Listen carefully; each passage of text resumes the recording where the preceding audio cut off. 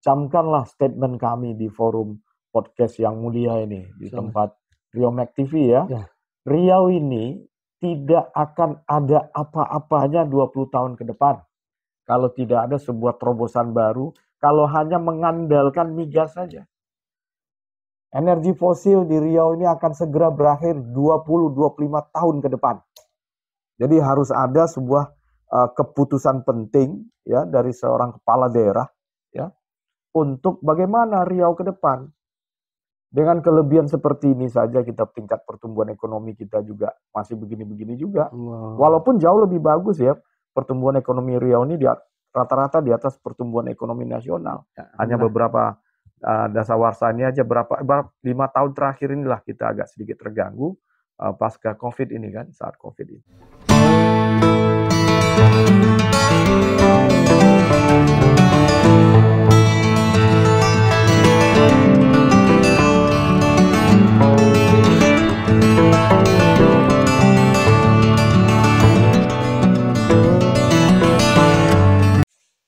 Assalamualaikum warahmatullahi wabarakatuh, Sobat Riau Mac. Alhamdulillah kita kedatangan tamu luar biasa. Tokoh nasional nih, brother. Bang Peri Akri. Assalamualaikum, Bang. Waalaikumsalam warahmatullahi wabarakatuh. Masih semangat, Bang, ya, Ramadan, Bang, ya? Alhamdulillah. Insyaallah. Ini udah 11 Ramadan ya. 11 Ramadan kita di banyak kayaknya pemerintah diuji lah, diuji dari berbagai masalah. Begitu juga di yang baru dilantik dari Magelang pemerintah gubernur, Wati dan wali kota juga langsung di ujian pas Ramadan banjir. Baik Bang, ini kita katanya mau membuat ini Bang ya, sarasehan nasional tuh Bang ya. Insyaallah. Ya, Bang. Ini apa aja Bang kira-kira yang temanya Bang? Mulai. Oke. Assalamualaikum warahmatullahi wabarakatuh.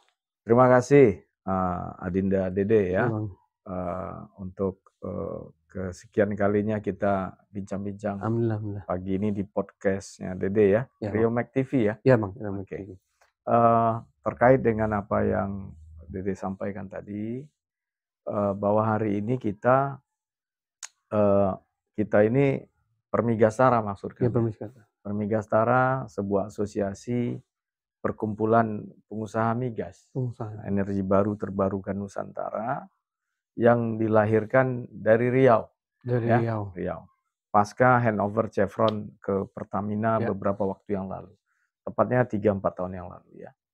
Nah, hari ini kami ingin menyampaikan kepada publik bahwa Riau ini kan memang masih menjadi fokus sebagai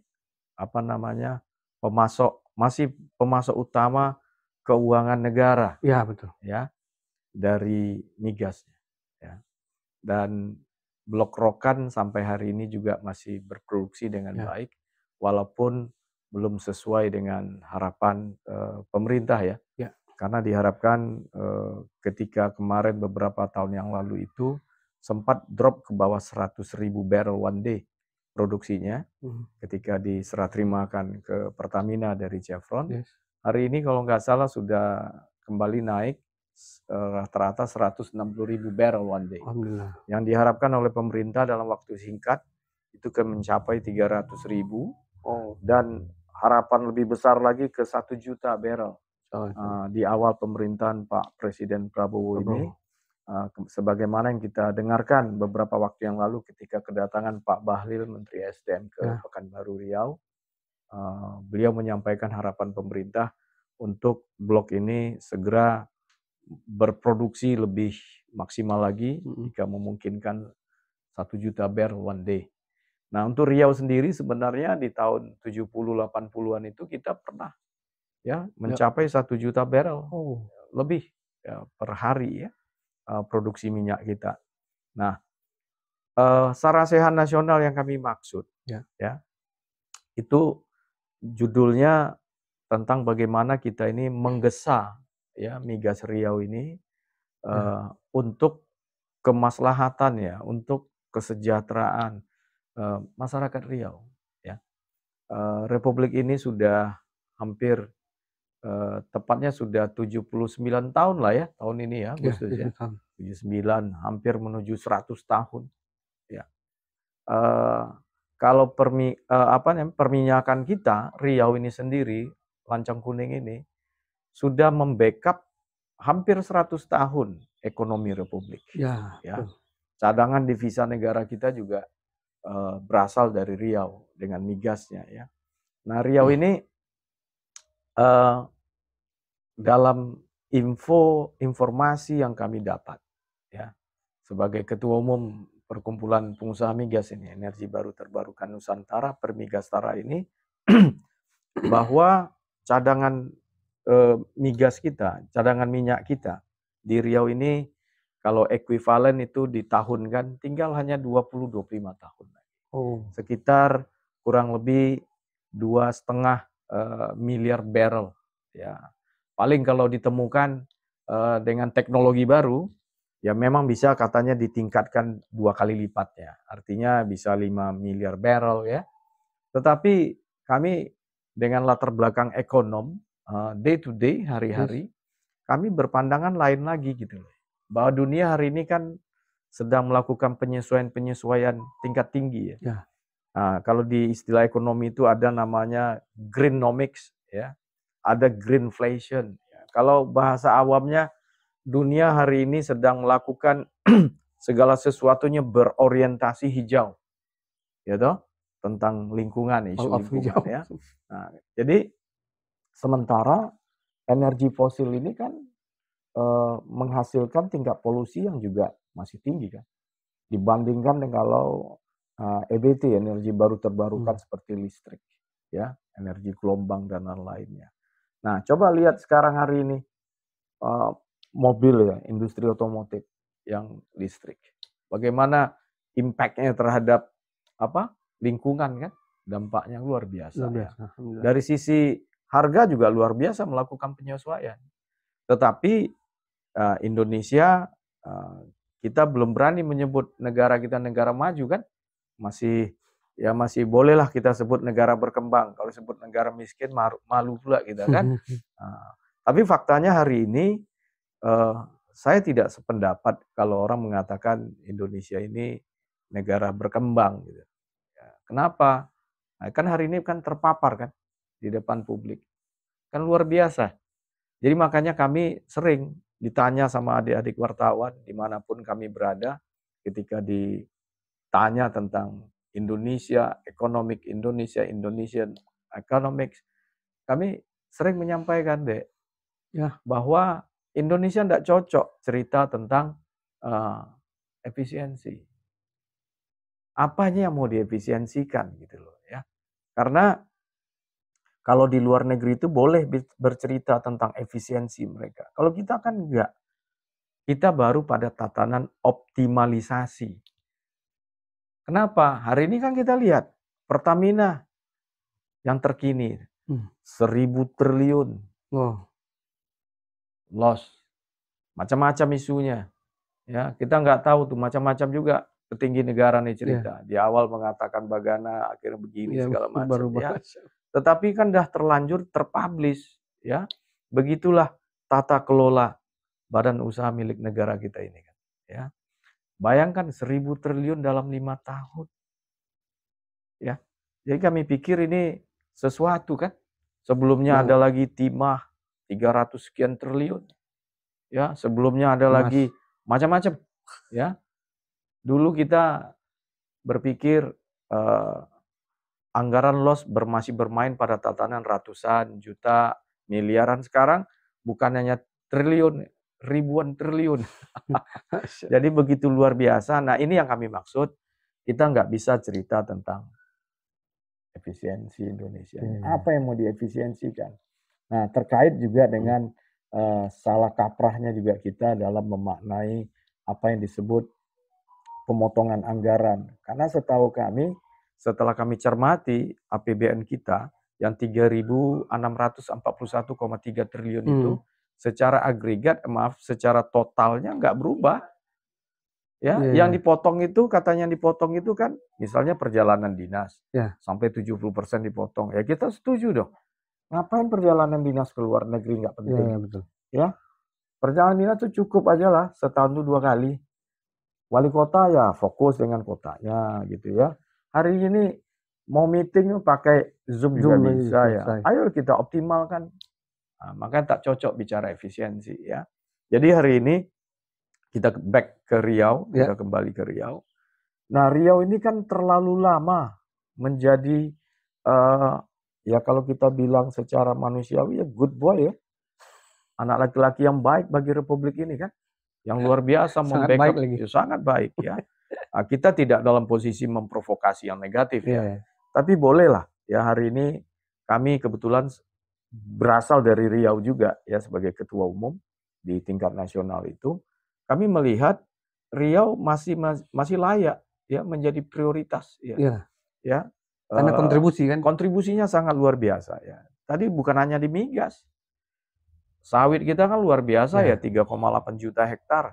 Terlepas dari permasalahan 1,8 juta hektar lahan itu, tetapi hari ini faktanya suka atau tidak, ini kan luar biasa ya. Kita penghasil CPO terbesar terbaik di muka bumi ini. Karena lahan kita sendiri yang juga terluas di dunia kan. Nah, pabrik-pabrik kertas terbaik di dunia juga ada di Riau juga. Lulu Lantak kita punya hutan kan. Nah, jadi luar biasa ini Riau. Makanya kami sebagai ketua umum Permigastara memandang perlu melakukan sarasehan ini untuk terus menyampaikan ya. Sayang ya Riau ini negeri lancang kuning ya. Negeri lancang kuning ini kan saya ingat ceritanya tuh berlayar malam ya perahunya. Jangan sampai malam terus ya berlayar kan gitu ya. Jadi artinya hari ini bahwa migas akan berakhir ya. Energi fosil ini akan terjadi penyesuaian tingkat tinggi dunia ini ya. Nah, artinya Riau juga harus dong bersiap-siap. Ya, makanya sarasehan ini menjadi sangat penting menurut kami. Makanya Riau yang kami pilih ya untuk melakukan aktivitas salah satu dari 7 pilar fokus Dewan Pimpinan Nasional Permigastara di Riau, salah satunya sarasehan ini. Yang lainnya itu antara lain kami mendesak ya, memberikan rekomendasi kepada pemerintah Provinsi Riau dan jajarannya ya, kabupaten kotanya, segeralah mengingat akan segera berakhirnya ini, mari dioptimalkan. Ya, dalam bentuk bagaimana kita lihat selama ini isu yang beredar badan-badan usaha milik daerah yang ya belum optimal juga. Ya, belum optimal juga ya. Dengan dana PI 10%, ada BUMD di kabupaten cuma bisa terima 2,5%. Ini kan tidak ada apa-apanya nih. Kok kita bangga betul terima segitu? Tidaknya itu sebenarnya Riau ini kan untuk menerima jumlah segitu tak pas ya. Jadi makanya lebih tata kelola lebih ditingkatkan lebih secara profesional ya. Makanya kami sarankan dibentuklah segera ya Dewan Energi Riau ya. Nah, di tingkat nasional kan sudah ada ya. Kenapa ini menjadi penting? Ya linear juga dengan kalau BUMD yang pada tatanan migas itu memang sesuai linear dengan peraturan Menteri SDM bahwa badan usaha milik daerah yang terkhusus migas itu harus ada badan pengawas. Yang saya sebut tadi semacam Dewan Energi kan. Nah, itu salah satu rekomendasi kami dari Permigastara untuk 7 pilar fokus. Dan kemudian kami juga mendesak, masih ada waktu 20-25 tahun ini, ya segeralah ya Riau ini harus memiliki paling tidak politeknik ya migas, EBT, energi baru terbarukan gitu ya. Ada sebuah kampus yang representatif ya, wajar itu. Saya tidak dalam posisi kami ingin memprovokasi yang negatif ya. Ya kita contoh kasus sertifikasi migas itu kan masih di Cepu ya. Padahal kalau kita lihat Cepu ini daerah penghasil migas memang, tapi jumlahnya jauh di bawah apa yang kita produksi dari Riau ini. Ya. Nah, kenapa hari ini kita bukan ingin memindahkan Cepu ke Riau, Iya, tidak, iya. ya. Tetapi bolehlah, karena hari ini sudah ada Pertamina Hulu Rokan, Mhm. anak atau cucu perusahaan dari Pertamina ini, yang wilayah kerjanya dulu, ya, Chevron itu, sebelum handover ke Pertamina, itu wilayah kerjanya cukup di Riau saja. Tapi hari ini ketika sudah handover ke Pertamina, Hah? Pertamina bentuk perusahaan baru, anak perusahaannya, yang PHR ini salah satu. Sama PHR Rokan. sekarang wilayah kerjanya dari Aceh sampai ke Lampung, se-Sumatera gitu loh. Iya, iya, iya. Nah, boleh dong kita mendesak ya, merekomendasikan, mereferensikan kepada stakeholder yang ada di Riau. Ayo dong, kita mendorong bagaimana pemerintah provinsi ya bersama dengan jajaran kabupaten dan kota gitu ya, bersinergi saja. Buatlah apa namanya? Entah akademi namanya, Iya, iya. entah sekolah tinggi, entah politeknik, ya itu kan teknis ya. Migas Riau. Sudah harus ada di sini. Kayak ada apa akademi atau sekolah tinggi sawit itu yang di Pelalawan saya dengar ya. Iya. Nah, ini tinggal difokuskan saja kan sesuai dengan spesialisasi. Jadi SDM dari Riau nanti kan? Betul. Nah, ini yang saya maksud. Jadi artinya ayolah ya, kita tidak dalam posisi yang ekstrim mendesak kepada pemerintah pusat ya. Kita sampaikan kepada kawan-kawan di Riau, ya tapi ayo dong cepat bangkitlah ya. Kita bersuaralah, kita rekomendasikan. Kita saja di tingkat nasional dari Permigastara fokus perhatian banget nih dengan Riau ya. Karena kalau terlena, maaf, 20 tahun lagi Riau ini ngapain? Kalau hanya sekadar Iya, iya. mengandalkan emas hitamnya energi fosil ini kan berakhir sebentar lagi. Tentu harus ada sebuah alternatif ya yang dipersiapkan ya, Betul. strategik ekonominya seperti apa ke depan ya. Masyarakat tumbuh juga, nggak akan 8 juta terus juga jumlah penduduk ini kan. Sekian tahun ke depan bisa 10 belasan Ya, kan kecepatan tumbuh penduduk juga tidak inline ya, tidak tidak linear bendung dengan gitu. Jadi harus ada terobosan ya, pemikiran-pemikiran yang harus super lah ya, luar biasa dari seorang kepala daerah gitu. Nah, kami di luar sistem pemerintahan itu sendiri, hanya ya inilah bisa kami sampaikan, yang bisa kami lakukan.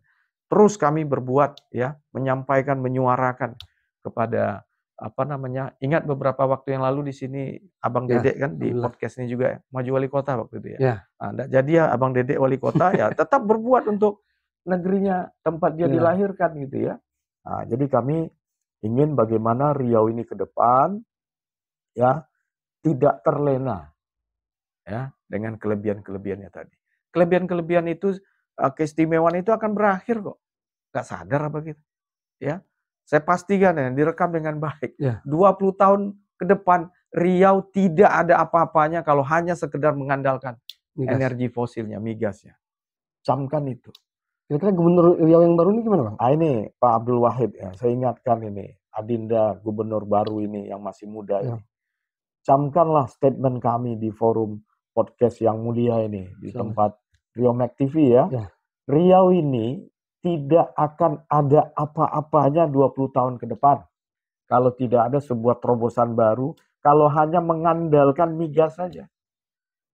Energi fosil di Riau ini akan segera berakhir 20-25 tahun ke depan. Jadi harus ada sebuah keputusan penting ya dari seorang kepala daerah ya untuk bagaimana Riau ke depan. Dengan kelebihan seperti ini saja kita tingkat pertumbuhan ekonomi kita juga masih begini-begini juga. Wow. Walaupun jauh lebih bagus ya pertumbuhan ekonomi Riau ini rata-rata di atas pertumbuhan ekonomi nasional. Ya, hanya beberapa dasawarsa ini aja 5 tahun terakhir inilah kita agak sedikit terganggu pasca COVID ini kan, saat COVID itu. Tetapi Riau sejak dulu sering rata-rata 2, 3, 4% di atas pertumbuhan ekonomi nasional. Artinya ketika Riau ini belum dipimpin pun secara maksimal oleh birokratnya, birokrasinya, oleh kepala daerahnya, kita udah tumbuh kok. Kenapa? Karena di sini, maaf, pabrik kertas, pulp and paper terbesar di dunia itu ada di sini. Ya. Tapi nggak autopilot, Bang ya? Saya boleh katakan ya, mohon maaf nih, izin saya kepada abang, adik-adik kepala daerah di Riau ini. Terkesan autopilot kan? Terkesan ya. Karena memang luar biasa Riau ini. Nyatanya saya ingat studi kasus Pekanbaru zamannya Pak Herman Abdullah. Ya. Sempat 1 tahun kan, hampir 1 tahun kita tidak dipimpin oleh sekretaris kota sebelum ada PJ, PLT, wali kota waktu itu. Ya maaf, jalan aja kok. Ibu kota Lancang Kuning ini baik-baik aja kan, iya kan? Nah contoh sekarang, berapa nih contoh gubernur yang sangat baru, muda ini, Ya, gubernur kita termuda nih, sangat mudah. Abdul Wahid ya, Adinda 1 ini. Menjelang beliau dilantik ini berapa PLT nih? Berjalan aja kan Riau ini dengan baik. Baik-baik aja kan? Nah artinya hari ini sebenarnya memimpin di Riau ini, maaf ya, mudah sebenarnya. Asal baca bismillah, luruskan niat ya. Kita punya sumber daya yang luar biasa di Riau. Jadi optimalisasinya. Mari kita optimalkan. Bukan bicara tentang efisiensi kita. Apanya yang mau diefisiensikan? Jadi gini, izin Dede ya. Siap, Bang. Dan para pemirsa nanti yang kalau sempat menonton ini ya, kami ingin sampaikan begini. Gagal fokusnya kita ya. Ember bocor. Dedek mau share ember bocor? Enggak lah. Nggak ada gunanya. Jadi tambal dulu tuh ember yang bocor, baru airnya bisa nampung. Tapi kalau nggak ditambal, diisi pun terus nggak pernah penuh tuh ember. Nah, ini sekarang terpapar nih. Korupsi di mana-mana. Kebocoran anggaran. Kan fantastis nih, ribuan triliun. Seseorang secara berjamaah, ratusan triliun. Dan ini belum lagi yang lain-lain ya. Korupsi-korupsi yang di bawah 1 triliun jumlahnya luar biasa juga ini kan. Nah, hari ini kenapa kita bicara pajak? Bicara cukai. Camkan ini. Indonesia, kalau kita bicara nasional, tak perlu pakai pajak. Tak perlu dipajakin kok masyarakat ini. Ya sumber daya kita cukup kok untuk mengoperasikan negara ini. Kayak di Monaco, Bang. Benar. Nggak pakai pajak. Serius saya. Nah, coba aja hitung kebocoran anggaran. Makanya saya bilang ya, Dedek ya, kalau kau boleh bincang sedikit di sini saya sampaikan. Yang saya maksud optimalisasi. Hari ini coba lihatlah yang terpapar di depan kita nih, Republik ini. Macam-macam ya.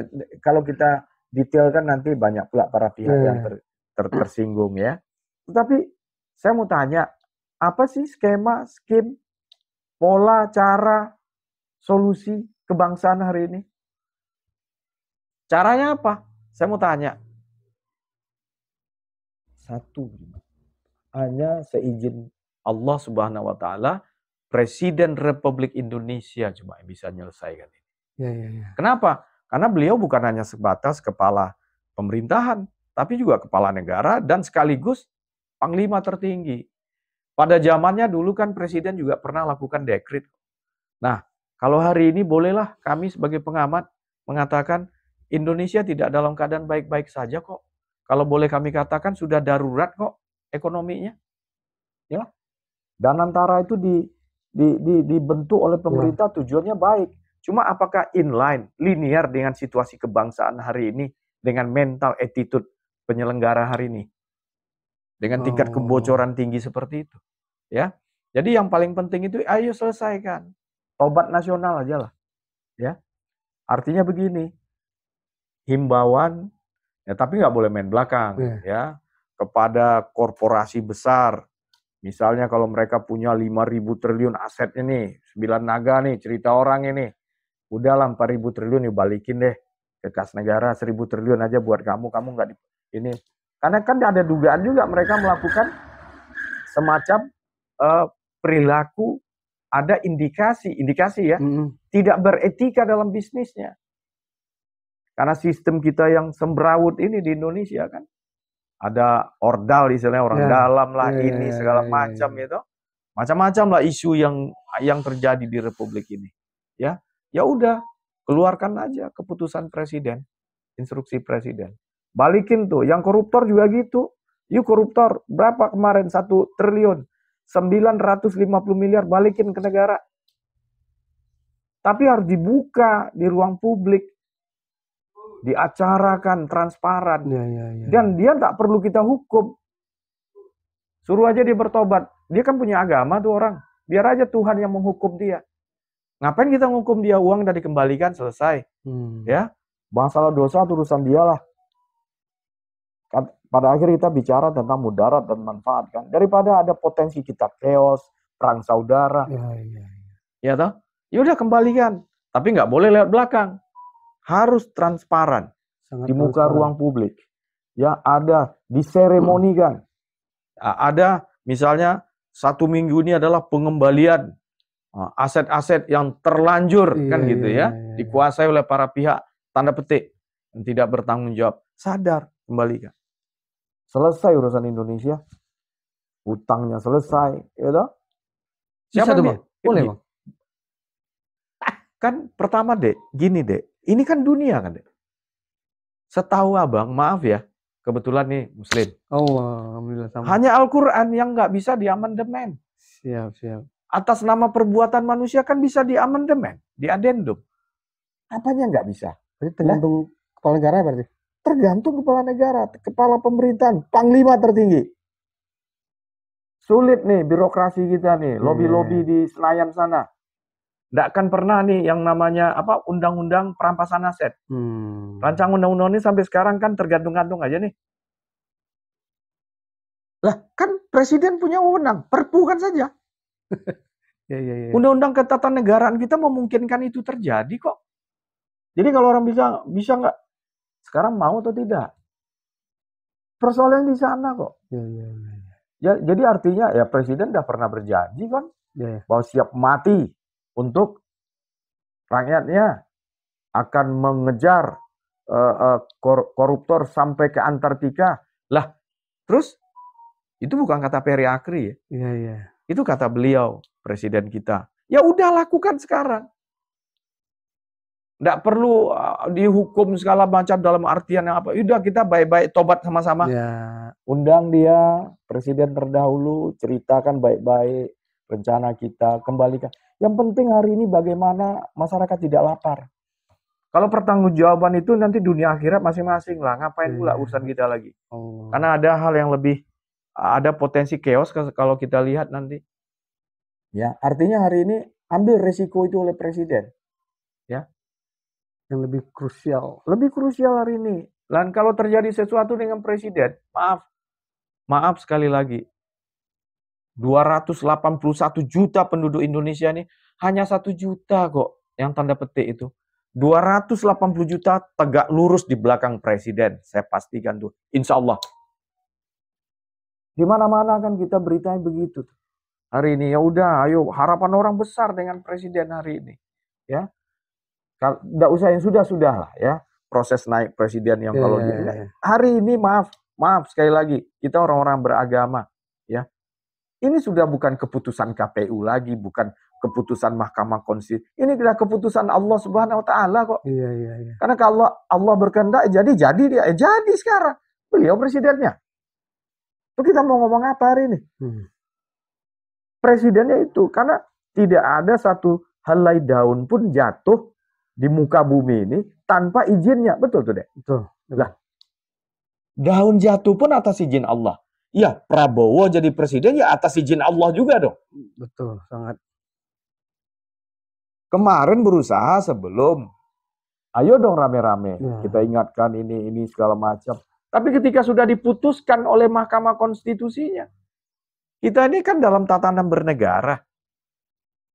Artinya apa? Apakah ini boleh dicamkan ini? Apakah itu keputusan enggak? Izin Allah. Allah berkehendak. Karena kalau Allah berkehendak waktu itu diputarnya hati itu hakim itu semua. Gimana? Hari ini kan atas izin Allah.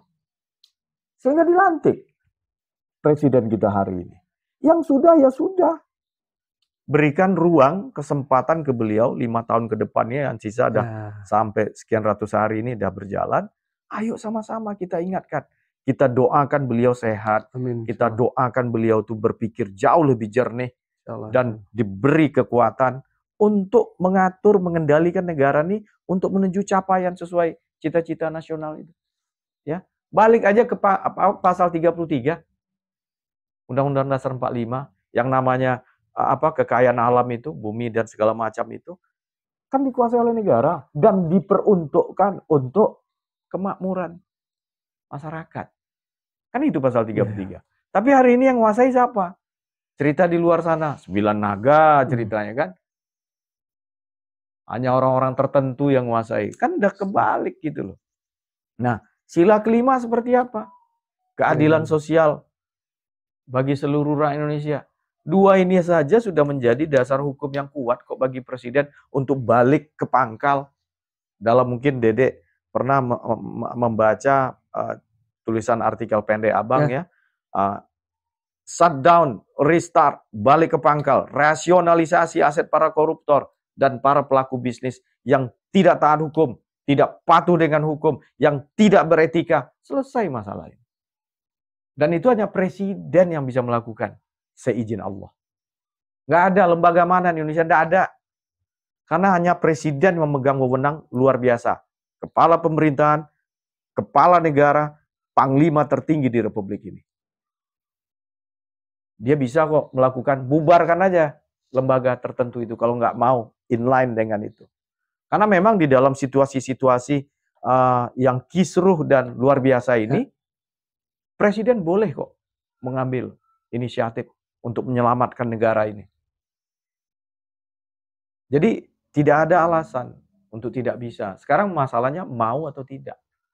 Karena saya pikir saya sudah berdiskusi banyak di beberapa tempat dengan tokoh-tokoh. Saya tanya, izin senior, sampaikan dengan saya, apa skema terbaik untuk bangsa ini? Secara nasional ya. Cobalah lihat, Pertamina bisa seperti itu. Nanti kalau kita bicara nanti banyak betul pihak yang ini. Tapi hari ini kan sudah terpapar kan.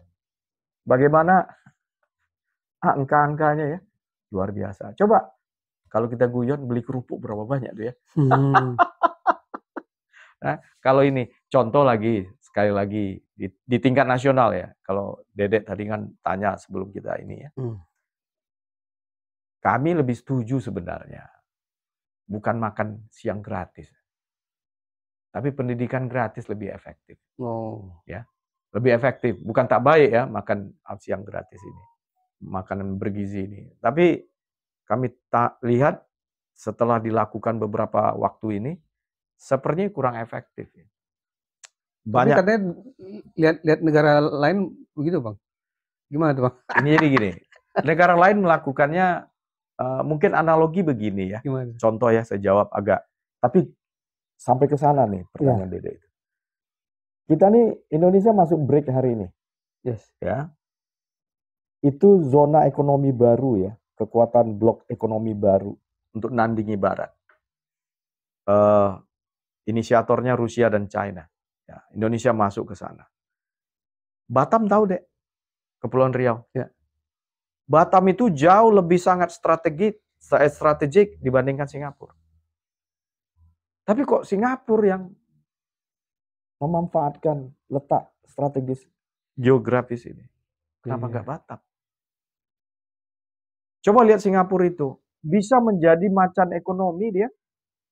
Negara yang, maaf ya, ekstrim kita kecilnya minta ampun. Kalau saya sering guyon dulu tuh. Waktu zaman masih apa ya? Guyon-guyon boleh sini guyon ya? Boleh ya. Kita pakai pipa itu, Adinda. Kita kencingi rame-rame bisa tenggelam tuh Singapura. Tapi gas kan nggak dikasih gas lagi sama Prabowo gitu Bang. Ya makanya. Jadi artinya hari ini kenapa bisa begitu? Singapura letaknya kita jauh lebih strategis ya. Ada beberapa pulau juga tuh di Kepri itu ya. Nah, yang bisa mengalahkan Singapura lah ya. Tapi kenapa? Kembali lagi tadi deh. Sama dengan makan siang bergizi segala macam. Dalam proses penyelenggaraannya, implementasi, eksekusi kebijakan ini, kan kita sering dengar satu paket 30.000 sampai ke bawah cuma 12.000, 10.000. Ada yang sakit perut katanya. Beritanya kan begitu.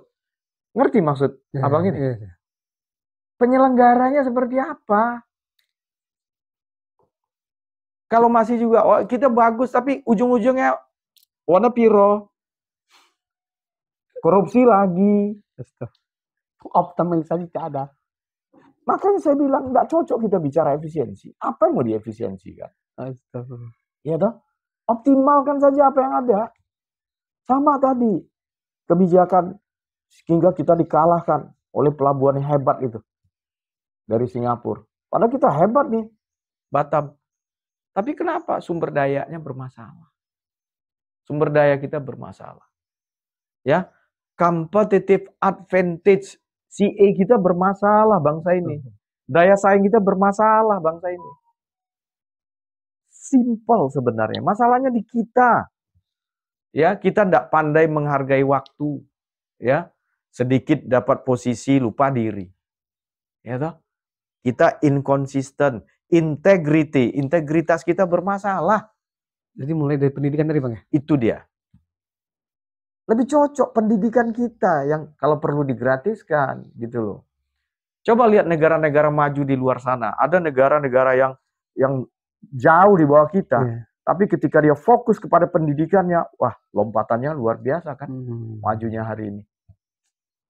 Nah hari ini kita mau aja diomongin, maaf ya, apa IQ 78. Bodoh kali kita ini. Mau diomongin seperti enggak, saya enggak setuju tuh. Kita diomongin seperti itu, ya. Jadi makanya gagal fokus kita itu sering, maaf Dedek, ya, pemirsa, Anda jatuh bukan karena batu besar, tapi karena kerikil. Ya. Kalau batu besar kan kelihatan nampak, kita kalau berkendara kita hindari. Tapi kalau kerikil nggak nampak sama kita deh. Kalau kita naik motor, apalagi kalau nggak pakai plat helm ya, bahasa orang siko ya, tacilapa ya, di simpang tuh terpleset jatuh, nggak pakai ini, mati. Kerikil. Nah kerikil bangsa inilah yang membuat bangsa ini seperti ini. Nah, contoh, boleh kalau ada yang bilang nih, Bang Ferry nih, Pak Ferry ceritanya bukan sepele ya, menyederhanakan saja. Ya ceritanya masih cerita kancil kok, Republik ini. Kan masih cerita kancil hari ini. Makanya Dedek ini punya sekolah nih, sampaikan sama guru-guru, jangan cerita kancil lagi deh. Kancil tuh suka curi ketimun. Tukang tipu kan? Betul nggak itu narasinya? Nah itu yang masuk ke didoktrin kan? Allah. Oleh guru-guru PAUD, guru TK, guru SD. Masih ingat kan? Zaman masih ingat ya? Kita masih cerita, maaf. Cerita kita masih cerita kancil, yang tukang tipu itu, yang inkonsisten itu, yang berjanji tak tepat janjinya. Bangsa ini problemnya.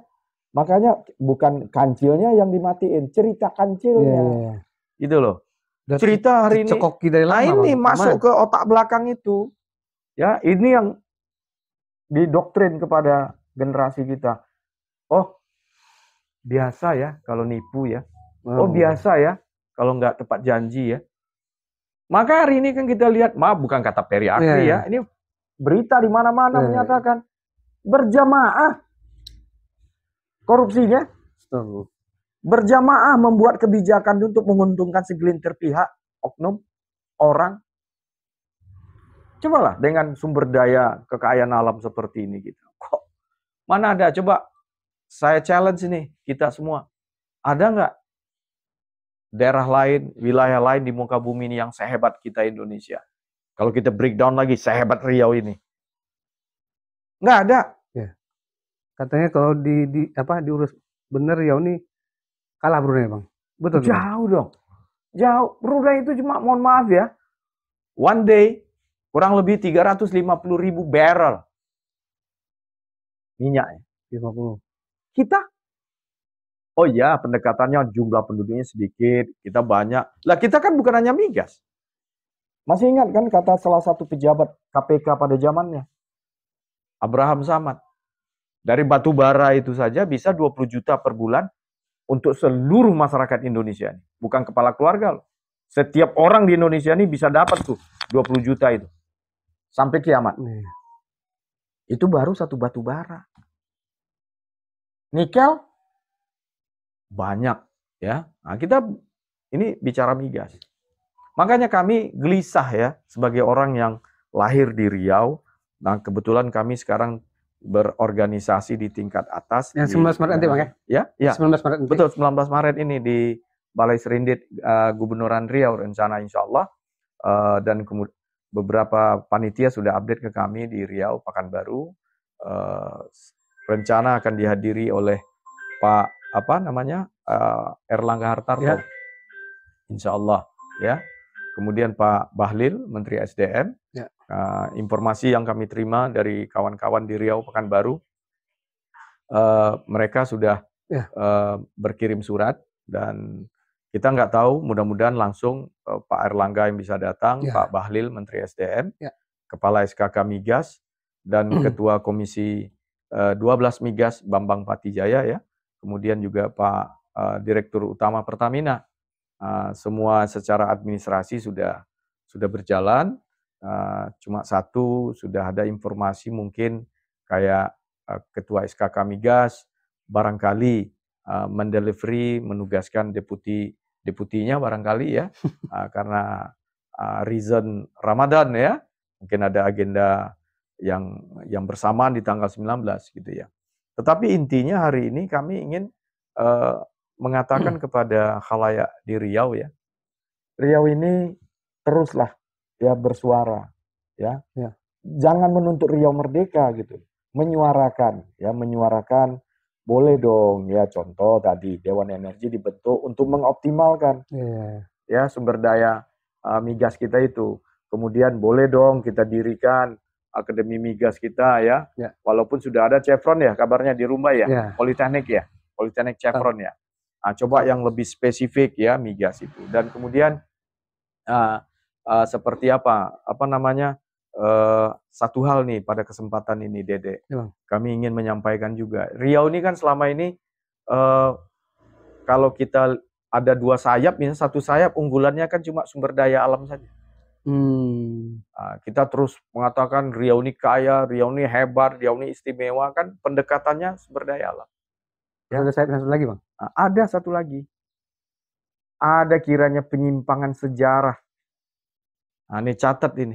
Ada penyimpangan sejarah. Hari ini tanggal 10 November kan? Hari ini tanggal 10 Maret, maaf. 10 Maret tahun 49 di Kuok sana, pasukan Harimau Kampar berhasil menjatuhkan Belanda di Bangkinang. Berkuasa itu, berdiri tegak bendera merah putih itu selama 20 hari di Kuok itu. Sehingga datang Komisi 3 Negara PBB ke Bangkinang, ke Kuok. Sementara Jogja cuma 6 jam dikuasai oleh serangan 1 Maret itu kan. Kita 20 hari. Ada data. Tetapi ini kan tidak terpublish. Pemerintahan darurat sementara yang dipimpin oleh Pak Saprudin itu, ya, yang dari perjalanan sejarahnya sampai di Kampar sampai ke Kota Tinggi di Payakumbuh itu. Sekarang ada museum di situ. PDRI itu. Nah, Riau ini kan luar biasa kontribusinya, kedaulatan negara. Riau ini pernah menjadi paling bersejarah, menjadi saksi pentingnya kedaulatan negara itu. Ada di sini, di Kuok. Pasukan Harimau Kampar. Nah, ini kan Dedek mungkin baru tahu ini. Siap. Boleh nanti dicek, Dek. Banyak tuh di YouTube sudah banyak berita-beritanya, ya. Nah, kami juga mendesak bagaimana pemerintah Riau lewat sinergi dengan Kabupaten Kamparnya, ya, bangun tuh monumen itu untuk mengingatkan, sampaikan ke pusat. Ya, orang Riau wilayah ini juga berbuat luar biasa kok untuk mempertahankan kedaulatan negaranya. Gitu loh. Jadi dua hal ini kan makin membuat Riau makin pede dong. Harus tampil di pentas nasional itu. Nampak sumbangsi. Iya. Ini kan Pak Menteri kita baru Pak Juli Antoni.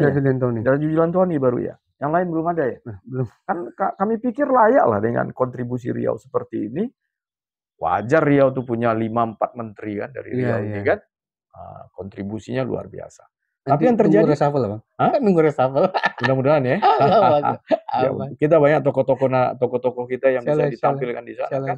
Mudah-mudahan insya Allah lah. Jadi itu, Dek, terkait yang Dedek sampaikan tadi. Republik kita ini, bangsa kita ini bermasalah memang, ya, di SDM-nya. Ya, competitive advantage kita, daya saing kita yang bermasalah. Semoga terwujud dengan betul. akademi. Ya. Insyaallah. Nah, gitu kira-kira deh yang bisa Abang sampaikan. Nah, terkait Pertamina tadi kan? Ya. Itu contoh. Insyaallah. Oh, udah cukup panjang nih Bang ya. Jangan lupa nanti 19 Maret Bang ya. 19 Maret Permigastara lakukan sarasian nasional di Provinsi Riau, ya. Sekaligus ini Bang, closing statement lah. Oh iya, baik. Nih, ya, jadi gini, Dedek, terima kasih ya, Bang. closing statement bincang-bincang pagi ini, bahwa Dewan Pimpinan Nasional Permigastara melakukan fokus kegiatannya tahun 2025 ini di Riau dengan melakukan sarasehan, dan ada 7 pilar fokus Dewan Pimpinan Nasional untuk Riau, ya. Seperti yang kami sampaikan terdahulu, ya. Insya Allah tanggal 19 Maret bertempat di Balai Serindit Gubernuran Riau, ya, Jalan Diponegoro, ya. Berdasarkan update panitia kepada kami, ya, di daerah Pekanbaru Riau, persiapan sudah menuju 80%. Alhamdulillah. Ya, insya Allah ya. Tapi memang rencananya karena ini bulan Ramadan, ya, acara dibuat jam 1 sampai jam 6. Jadi dimulai jam 2, diakhiri sekitar jam 5 lah, ya.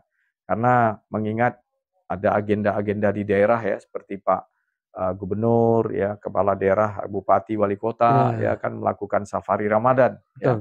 Jadi kami inline juga dengan himbauan dari pemerintah ya, yang katanya tadi efisiensi ya. Ya, jadi tidak perlu makan siang, tidak perlu coffee break katanya, ya sudahlah ya. Nah, jadi itu yang dimaksud efisiensi mereka ya. Kalau Abang sih mengatakan dioptimalkan. Ya. Nah, mudah-mudahan sarasehan ini nanti bisa menghasilkan sebuah referensi kah namanya, sebuah saran yang bisa diimplementasi oleh gubernur kita yang baru ya, yang gubernur yang baru masih muda ini ya. Kita akan coba membantu dalam konteks itu ya. Inilah wujud bentuk kepedulian kita terhadap Provinsi Riau ini ya, dari Dewan Pimpinan Nasional. Dan terakhir sebagai closing statement ya, kata Dedek ya, Indonesia ya, boleh dong bicara nasional sedikit ya. Indonesia hari ini merupakan satu negara yang kami tetap katakan dikdaya, cuma masih belum optimal dikelola secara apik ya.